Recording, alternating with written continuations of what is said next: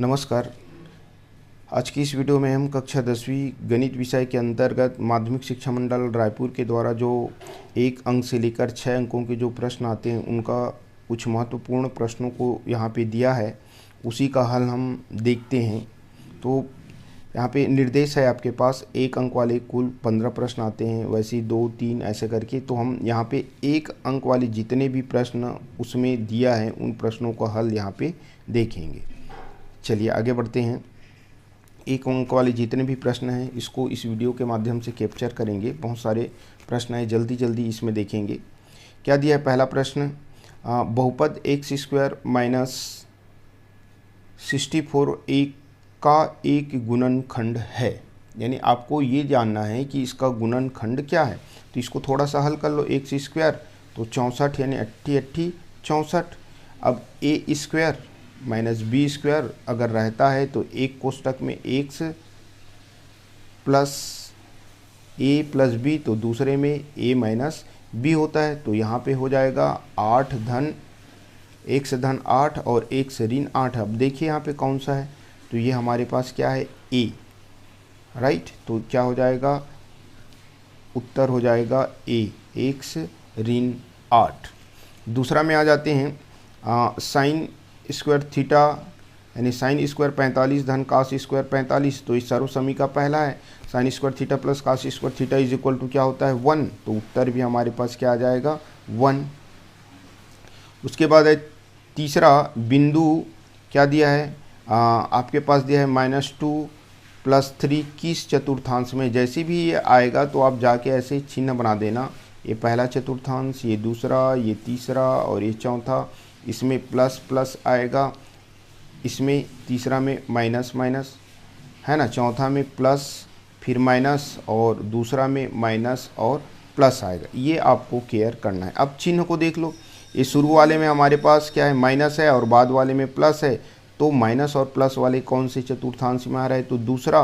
तो यहाँ पे हमको बी दूसरा चतुर्थांश देखना है। उसके बाद है चौथा, समरूप त्रिभुज के संगत भुजाएं होती है। जो समरूप त्रिभुज होती है उनकी संगत भुजाएं जो है समानुपातिक होती है, इसकी परिभाषा से पता चलता है। उसके बाद है यदि सावधि जमा खाता में यदि ब्याज की गणना तिमाही आधार पर की जाती है तो वार्षिक ब्याज दर ली जाती है। तो एक साल में 12 वर्ष होते हैं, 12 माह होते हैं। और इसको यदि हम 3 में डिवाइस करते हैं तो 3 + 3 + 3 यानी कितने बार 3 आते हैं? 4 बार। यानी 4 से अपने को दर को भाग देना पड़ेगा। यानी 1/4 गुणित दर यानी 1/4। तो हमारे पास उत्तर क्या आ जाएगा? 1/4 ये आएगा, 1/4, राइट।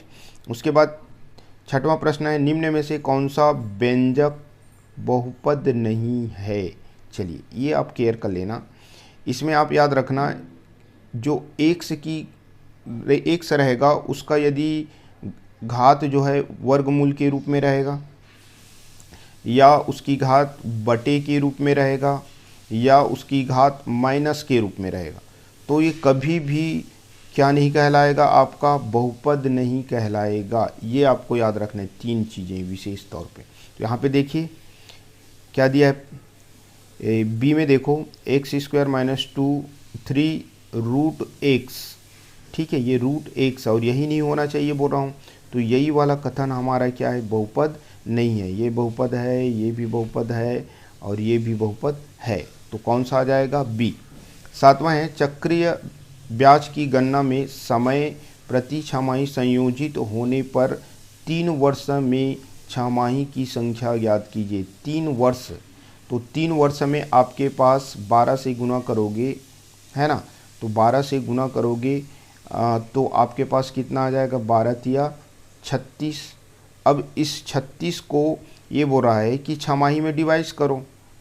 ठीक है, आपको पता है, एक सिंपल सा ले लो, 3 साल है।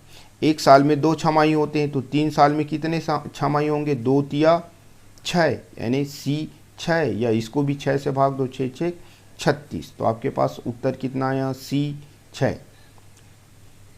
आगे बढ़ते हैं।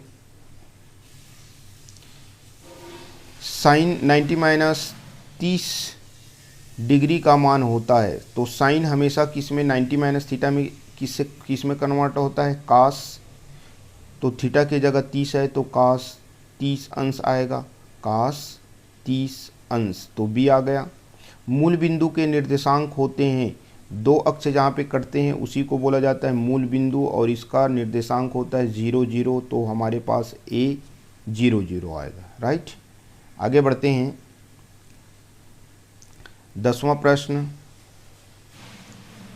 एक घनाभ के आकाशीय विकर्णों की संख्या, जो घनाभ होते हैं और घन होते हैं दोनों के आकाशीय विकर्णों की संख्या होती है 4, ठीक है। उसके बाद है 11, बहुपद 2x² - 7x + 9 के शून्यकों का गुणनफल होगा। शून्यकों का गुणनफल का सूत्र है C/A।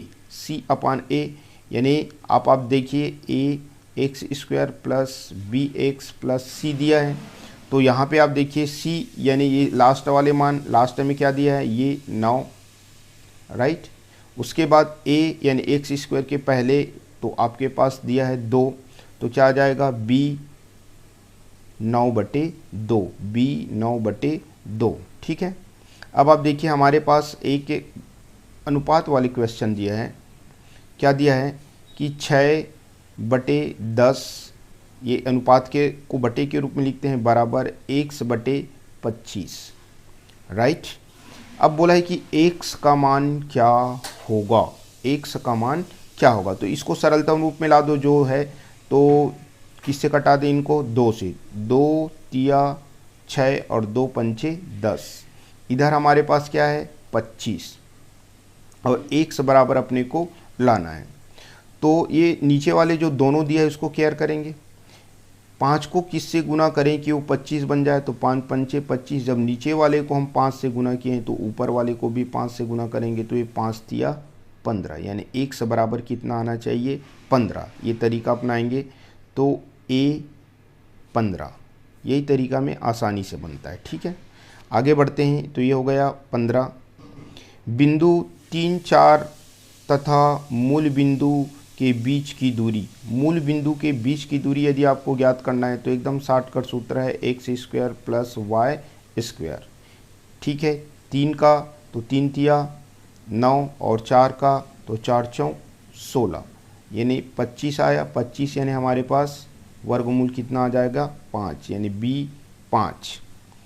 14 है 5 सेंटीमीटर भुजा वाले घन के विकर्ण की लंबाई, तो विकर्ण का सूत्र है a कितना होता है, यहाँ पे 3 होता है। अब a के स्थान पे दिया है 5, तो यहाँ पे 5 वर्गमूल 3, सेंटीमीटर में दिया है तो सेंटीमीटर रहेगा, तो 5 वर्गमूल 3 यानी कौन सा आ जाएगा हमारे पास a, राइट। उसके बाद दिया है साइन 30 अंश बटे कास 60 अंश का मान होगा, ये दिया है साइन 30 अंश बटे कास 60 अंश। हल कर लो, एक को 90 माइनस थीटा में अगर कन्वर्ट करोगे साइन 90 माइनस कितना घटाएं कि 30 बचे यानी 60, और ये 60 वाले किस में चेंज हो जाएंगे कास 60, तो ऊपर वाले भी कास 60 और नीचे वाला भी कास 60, दोनों कटकर क्या हो जाएगा 1, तो उत्तर आएगा हमारे पास क्या b 1। उसके बाद दिया है sec² थीटा -1 का मान होगा, तो आपको याद रखना है पहला सर्वसिका में साइन और कास का संबंध होता है, साइन और कास रहते हैं दोनों। दूसरा वाले में अगर देखें तो सी बोले तो काट और कोसेक रहेगा, कोसेक। तीसरा वाले में आपका टेन और किसका संबंध रहेगा सेक का, तो यहाँ पे सेक है तो ऑलरेडी आंख मूंद के बोलना कि यहाँ पे सर्वसमीका में क्या आ जाएगा 10, तो 10² थीटा यानी डी होगा। एक्स अक्ष में स्थित बिंदु की कोटि, ठीक है, एक्स अक्ष में स्थित है, ये एक्स अक्ष और ये वाई, इसको बोला जाता है भुज और वाई वाले को बोला जाता है कोटि। कंफ्यूज हो जाते हैं कभी कभार कि एक्स कोटि है कि भुज है, तो याद रखना एक्स शुरू में आ रहा है और वाई बाद में आ रहा है, ए बी सी डी ऐसे काउंट करते हैं तो एक्स वाई जेड ऐसे कहते हैं ना। वैसे ही बी बोले तो इंग्लिश में लिखेंगे भुज और के बोले तो कोटि, तो कौन सा पहले आता है, बी आता है, बी यानी भुज, तो एक्स वाले में भुज और के वाले में कोटि रहेगा ताकि कंफ्यूज ना हो। अब बोल रहा है कि एक्स अक्ष में है तो उसकी कोटि यानी वाई का मान क्या होगा, शून्य होगा, सीधी सी बात। तो हमारे पास उत्तर आ जाएगा ए शून्य। उसके बाद है कि 2x धन 5 एवं 3x ऋण 2 का योग, ये भी पेपर में आ चुका है। 2x धन 5 और क्या दिया है, 2x धन 5 और 3x ऋण 2, ये दोनों जुड़ेगा, x है तो 5x और 5 में 2 घटेगा तो आपके पास क्या आ जाएगा 3, यानी 5x धन 3, क्योंकि 5 बड़ा है इसलिए धन चिन्ह लगेगा। तो देखिए कौन सा है, बी, कौन सा आया, बी। उसके बाद है क्या दिया है, x square minus 7x minus 10 is equal to 0 में शून्यकों का योगफल। तो सूत्र है माइनस बी अपान ए, अभी जो बताया था ना, एक कंपेयर किए थे। अब यहाँ पे ये हो जाएगा आपके पास b का मान और यहाँ पे कुछ नहीं है यानी 1 हो जाएगा। तो ऋण, उसके बाद b का मान दिया है ऋण 7 बटे कुछ नहीं यानी 1, तो ऋण और ऋण गुना करने पर धन हो जाएगा यानी हमारे पास 7 आएगा। तो b का मान कितना आ गया यहाँ पे 7, b 7, राइट। चलिए आगे बढ़ते हैं,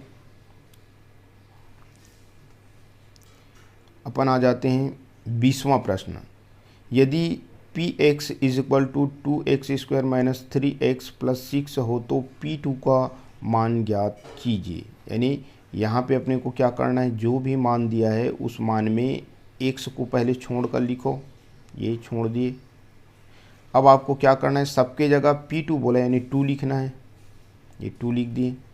2 दूनी 4, 4 दूनी 8 और 3 दूनी 6 धन 6, ये दोनों कटेगा तो हमारे पास आ जाएगा 8, यानी C 8 आएगा, राइट। 21वां में आते हैं, वर्ग समीकरण x square minus 4x plus 4 is equal to 0 के विभेदक यानी d का मान आपके पास क्या आएगा, B square minus 4ac formula में लगाओगे। a बोले तो एक्स स्क्वायर के सामने कुछ नहीं यानी क्या है आपके पास 1, और b बोले तो ये ऋण 4, तो ऋण 4 का वर्ग, 4a यानी क्या बोला 1, और c का लास्ट वाले में मान क्या है 4, ये 4, तो 4 चौक 16 ये हुआ और ये भी 4 चौक 16 कट कर 0, तो हमारे पास मान क्या आ जाएगा c 0, राइट। उसके बाद दिया है वर्गमूल 2 धन 1 तथा वर्गमूल 2 ऋण 1 का समांतर माध्य क्या होगा। ये लास्ट वाले पार्ट का समांतर माध्य नहीं है बल्कि आपका जो समांतर श्रेणी है उसका है। तो केवल 2 संख्या है, समांतर माध्य जब भी निकालते हैं जितने भी संख्या दी रहती है उसको जोड़ते हैं और 2 से डिवाइड करते हैं, तो इसको भी जोड़ेंगे और 2 से क्या करेंगे डिवाइड करेंगे। जोड़ते समय तो चिन्ह नहीं होता, ये जोड़ दिए और 2 से भाग देंगे, ये प्लस और ये माइनस कट गया, क्योंकि ये 2 बार लिखा है तो 2 वर्गमूल 2 बटे 2, ये 2 2 भी कटेगा, उत्तर आएगा हमारे पास वर्गमूल 2, तो ए आ गया वर्गमूल 2।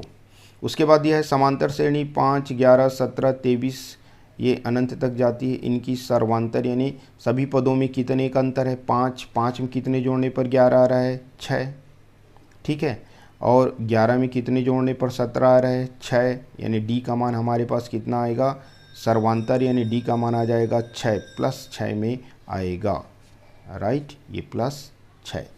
अब देखते हैं 8, 14, 16 का चतुर्थानुपाती क्या होगा। हमारे पास दिया है एक 8, दूसरा दिया है 16, तीसरा दिया है 14 दिया है दूसरा, और तीसरा दिया है 16, और ये क्या आएगा समानुपात में कन्वर्ट कर दो, ये 8 बटे 14 है, ठीक है, और ये 16 बटे क्या है चौथा अनुपात यानी 1 है।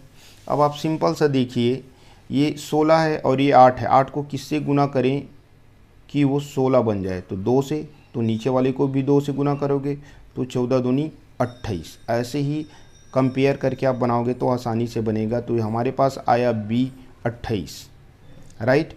उसके बाद पूछा है कि ऋण 2 और 3 किस चतुर्थांश में, अभी बताया था ये ऋण चिन्ह और ये धन चिन्ह, तो इस प्रकार से शो किया था, इधर प्लस प्लस, इधर माइनस माइनस, इधर माइनस और प्लस, तो ये दूसरा चतुर्थांश में आएगा। कौन सा? द्वितीय चतुर्थांश, राइट। उसके बाद देय आयकर 3,000 रुपये पर शिक्षा उपकर 3%, 3,000 रुपये है और बोल रहा है कि इसमें 3%, परसेंट यानी होता है बटे 100, ये 2 जीरो कटेगा तो 3 तिया 9, यानी हमारे पास क्या आएगा 90, तो ये हो जाएगा बी 90। वीडियो हालांकि थोड़ा लंबा बनेगा, लेकिन केवल मैं टिक टिक बस लगा दूंगा तो वो कोई मतलब का नहीं है, तो कम से कम समझाते हुए जाना ही पड़ेगा अपने को, ताकि आप लोगों को समझ में आए। अब अपन आते हैं 27, साइन स्क्वायर 30 अंश प्लस कास स्क्वायर 30 अंश, तो इस सर्वसमी का पहला है, इसके बराबर होता है 1, तो आपको जाना है A1। वृत्त पर स्थित किसी बिंदु पर कितनी स्पर्श रेखाएं खींची जा सकती है? तो ये वृत्त है, मान लीजिए हमारे पास क्या है, वृत्त है, इसमें एक स्पर्श रेखा, एक बिंदु लेते हैं मान लीजिए A और स्पर्श रेखा खींचेंगे तो केवल और केवल एक स्पर्श रेखा खींची जा सकती है, ये 28 का। उसके बाद है यदि गोले का व्यास 10 सेंटीमीटर है तो उसकी त्रिज्या क्या होगा? व्यास बोला है 10 और त्रिज्या जो है इसका आधा होता है यानी 5, तो हमारे पास क्या आ जाएगा C5। अब बोला है क्या ऋण 1 और ऋण 3 किस चतुर्थांश में? दोनों ऋण ऋण है तो सीधा आपका तीसरा चतुर्थांश हो जाएगा। कौन से नंबर का चतुर्थांश कहलाएगा? तीसरा चतुर्थांश कहलाएगा। 30 प्रश्न हुआ। अब अपन आ जाते हैं किस में? आगे खाली स्थान में, ठीक है। चलिए देखते हैं। पहला है समांतर श्रेणी 3, 8, 13, 18 का सर्वांतर, यानी अंतर देखो, ये 8 में यदि हम 3 घटाते हैं तो 5 आता है, 13 में यदि हम 8 घटाते हैं तो 5 आता है, यानी हमारे पास उत्तर यहाँ पे कितना आ जाएगा 5, राइट। उसके बाद बोला है एक घन के आकाशीय विकर्णों की संख्या होती है कितना? तो 4। आकाशीय विकर्णों की संख्या घन और घनाभ दोनों में 4। दोनों अक्षों के कटान बिंदु को खाली स्थान कहते हैं, तो मूल बिंदु कहते हैं जिसका निर्देशांक 0, 0 होता है। वर्गमूल 2 एक खाली स्थान संख्या है, तो ये हमारा कौन सी संख्या है? परिमेय संख्या है।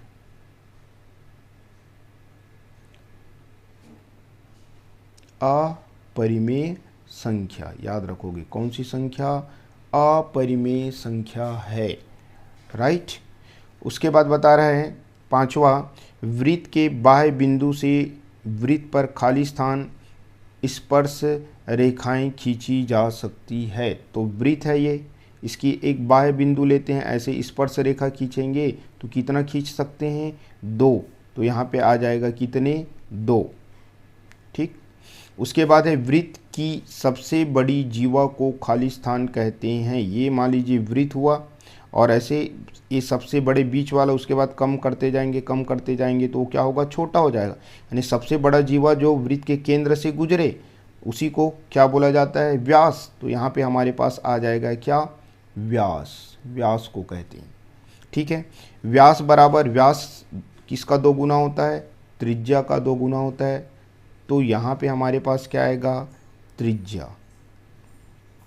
उसके बाद है समांतर श्रेणी 3, 6, 9, 12, यानी 3 का टेबल पढ़ रहे हैं, 3 एकम 3, 3 दूनी 6 ऐसे करके, तो 12वां नंबर का क्या होगा?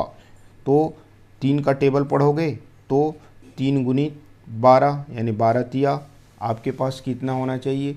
36, तो यहाँ पे आएगा कितना? 36। टेबल के आधार पे सोच लो। उसके बाद है 4 ऋण 5 में भुज का मान ज्ञात कीजिए। ये 4 और ये ऋण 5 है। शुरू वाले को बोला ना मैं, याद करने का तरीका बी, और ये बाद वाला के। बी बोले तो भुज, तो यहाँ पे भुज का मान कितना है? 4। उसके बाद है sine theta into cosec theta. Sine और कोसेक एक दूसरे का उल्टा है तो साइन थीटा हुआ, और कोसेक का उल्टा लिखेंगे तो 1/साइन, यानी दोनों कटेगा, कटने पर क्या आ जाएगा 1। इसी टाइप से देते हैं कई बार पेपर में, आपको केयर करना है। साइन और कोसेक का है, कास और सेक का मल्टीप्लाई आएगा तो भी 1, टेन और काट आएगा तो भी 1। वर्ग समीकरण x² - x + 12 के मूलों का गुणनफल, मूलों का गुणनफल का सूत्र है C/A। C बोले तो लास्ट वाला यानी हमारे पास आया 12, और A बोले तो कुछ भी नहीं है यानी 1, यानी हमारे पास केवल और केवल 12 यहाँ पे आएगा। उसके बाद दिया है 18 माह में अर्धवार्षिकों की संख्या ज्ञात कीजिए। कुल 18 माह हैं, अर्धवार्षिक यानी 6 महीनों को बोलते हैं, तो 6 से डिवाइड कर दो तो यहाँ पे कितना आ जाएगा 3।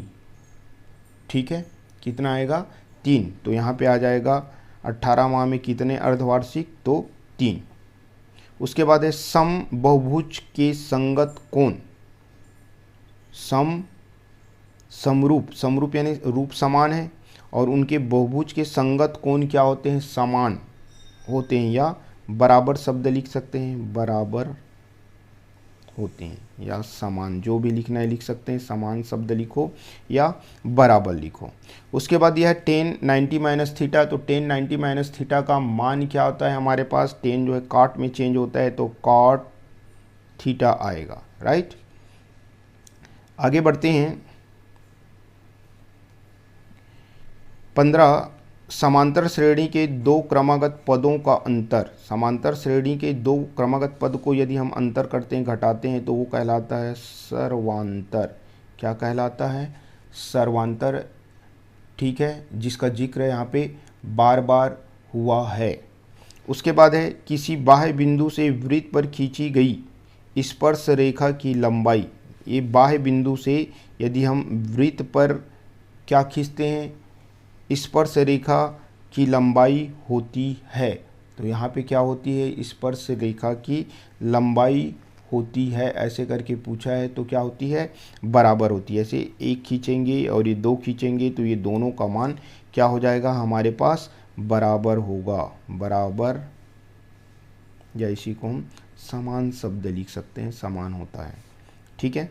उसके बाद दिया है जिस राशि पर ब्याज की गणना की जाती है उसे खाली स्थान कहते हैं। तो ब्याज का सूत्र आप जब भी लिखते हैं तो उसमें राशि के रूप में क्या होता है, ब्याज बराबर साधारण ब्याज मान लीजिए तो मूलधन गुणित दर गुणित समय बटे 100।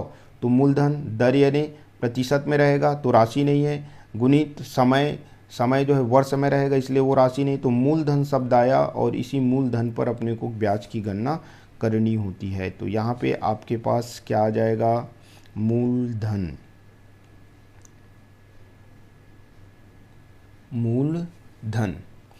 18वां है cot theta is equal to 1। तो थीटा का मान यानी काट थीटा बराबर 1 है। तो यहाँ पे काट दिया है काट थीटा, तो काट किसका मान आपके पास 1 होता है। तो काट किसका मान 45 अंश का मान 1 होता है। ये कटेगा तो थीटा बराबर हमारे पास आ जाएगा कितना, 45 अंश। तो यहाँ पे आपको लिखना पड़ेगा 45 अंश। ठीक है। उसके बाद क्या दिया है, यदि किसी बिंदु के निर्देशांक 0, 5 हो तो यह खाली स्थान पर स्थित होगा। यानी ये 0 है और ये 5 है, यानी ये x का 0 हुआ और y का 5, 1 से 0 यानी इसमें तो नहीं रहेगा, तो यानी y अक्ष पर ये रहेगा। कौन से अक्ष पर रहेगा, y अक्ष पर स्थित रहेगा। याद रखोगे कौन से अक्ष पर, y। फिर आगे बढ़ते हैं, कौन सा है ये, समीकरण निकाय में यदि a1/a2 is equal to b1/b2 is equal to c1/c2 हो तो क्या हो जाएगा, इसका अनंतः अनेक हल, अनंतः अनेक हल होगा। याद रखोगे। क्षैतिज रेखा की प्रवणता, जो क्षैतिज रेखा है ना, उस क्षैतिज रेखा की यदि हम प्रवणता ज्ञात करेंगे तो इसका मान होता है क्या, 0। आपको याद रखना है 0। ठीक है। एक निश्चित समय के लिए एकमुश्त यानी फिक्स, अंग्रेजी का वर्ड भी कभी कभार पढ़ लेना चाहिए। फिक्स जमा किए जाने वाले खाते को कौन सी खाता कहते हैं, तो सावधि शब्द है, सावधि जमा खाता। कौन सा खाता बोलते हैं? सावधि जमा खाता कहते हैं। बेलन का आयतन, ठीक है, बेलन का जो आयतन होता है गुणित ऊंचाई, तो पाई आर स्क्वायर इंटू एच लिखते हैं। तो यहाँ पे क्या आ जाएगा? पाई आर स्क्वायर, या आप बोल सकते हैं बेलन के आधार का क्षेत्रफल, राइट। ठीक है, ये याद रखना, पाई आर स्क्वायर यहाँ पे आएगा। शंकु का आयतन बेलन के आयतन का, शंकु का आयतन बेलन का आयतन क्या है? पाई आर स्क्वायर एच, और शंकु का आयतन क्या होता है? 1/3 पाई आर स्क्वायर एच। तो कितना गुना होता है बोल रहा है? खाली स्थान होता है बेलन के आयतन का 1/3, क्या आ जाएगा हमारे पास? 1/3 होता है। उसके बाद दिया है एक चर के द्विघात समीकरण के अधिकतम खाली स्थान मूल होते हैं। द्विघात, द्वि यानी दो, जिसके दो घात होते हैं तो इसके मूल यानी दो हल भी प्राप्त होते हैं। शून्यक बोलें या हल बोलें तो ये भी अधिकतम कितना होते हैं? दो हल प्राप्त होते हैं। तो यहाँ पे क्या आ जाएगा आपके पास? 2। इस प्रकार से खाली स्थान हुआ। अब अपन आते हैं सत्य असत्य में। किसमें आते हैं? सत्य असत्य। पहला है सभी वर्ग समरूप होते हैं। कोई भी कितनों भी वर्ग खींच दो, छोटा बड़ा, सभी वर्ग समान दिखेंगे, समरूप होते हैं। तो ये कथन हमारे पास क्या हो गया? सत्य। दूसरा दिया है बैंक में खाता खोलने हेतु पेन अनिवार्य है। तो हाँ, निश्चित तौर पे अनिवार्य है। उसके बाद है आवर्ती जमा खाते में सबसे अधिक ब्याज मिलता है। तो ये कथन क्या है? असत्य है। आवर्ती जमा खाता में सबसे ज़्यादा ब्याज नहीं मिलता, बल्कि किस में मिलता है? हमको मिलता है सावधि जमा खाते यानी फिक्स जमा करने पर। घनाभ के आकाशीय विकर्णों की संख्या, घनाभ के आकाशीय विकर्णों की संख्या 12 होती है। ये भी कथन असत्य है। इसके लिए उत्तर है 4 होता है।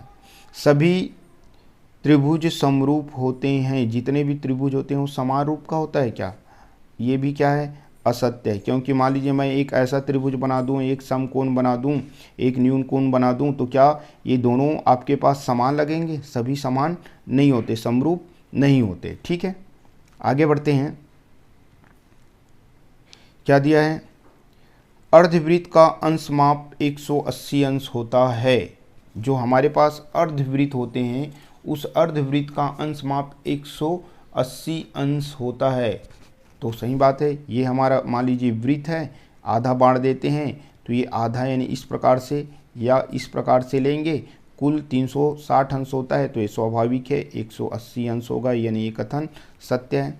आगे बढ़ते हैं। दो सम संख्याओं का योग सदैव सम संख्या होती है। देख लेते हैं, एक सम संख्या 2, दूसरा सम संख्या 4, जोड़ेंगे तो 6, यानी दो सम संख्या को जोड़ने पर सम संख्या आता है, यानी सही है। एक विषम संख्या और एक सम संख्या का योग सदैव विषम संख्या होती है। यानी एक विषम संख्या लेते हैं, मान लीजिए हमारे पास 3, और एक सम संख्या लेते हैं 4, जोड़ने पर आ रहा है 7, तो सदैव क्या होता है? विषम संख्या होती है। ये कथन भी सत्य हुआ।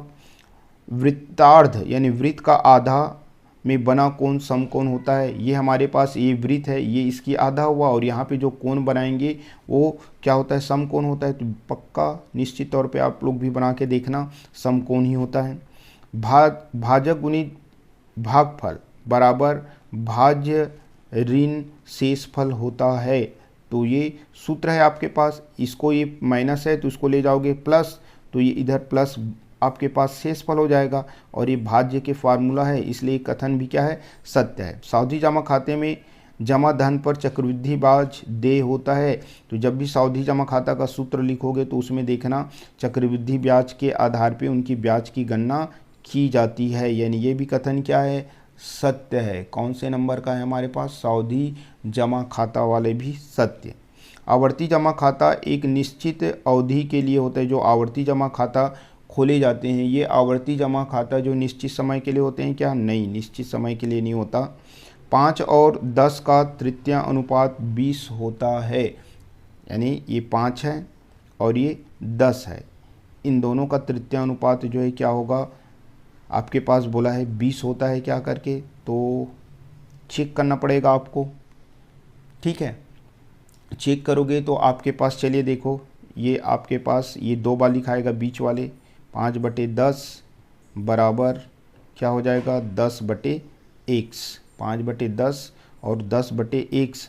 तो ये 10 है और ये 5 है, इसको 2 से गुना करोगे तो इसको भी 2 से गुना करोगे तो 5 दूनी 10 और ये 10 दूनी 20, यानी ये भी कथन हमारा क्या है, सत्य है। राइट।